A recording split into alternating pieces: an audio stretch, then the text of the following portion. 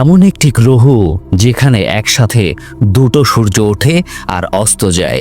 হ্যাঁ, ঠিকই শুনেছেন, গ্রহটির নাম কেপলার 16b। স্টার ওয়ার্স সিনেমার ট্যাটুইন গ্রহের মতো বাস্তবে এই গ্রহে আকাশে দেখা মেলে দুটো সূর্যের, কারণ এটি একসাথে দুটি তারা অর্থাৎ বাইনারি স্টার সিস্টেম ফলো করে। অ্যাস্ট্রোনমারদের এটাই ছিল এমন ধরনের প্রথম আবিষ্কৃত গ্রহ।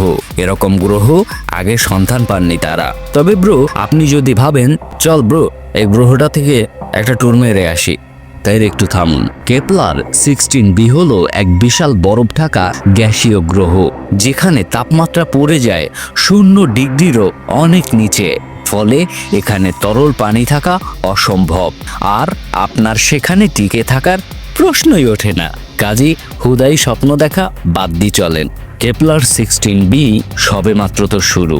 আমরা এমনও গ্রহ খুঁজে পেয়েছি যেটাতে প্রতিদিন বরফ গলিত কাঁচের বৃষ্টি হয়, আর আরেকটা গ্রহ আছে যেটাতে আলো পড়লেই তা 99% শুষে নেয়।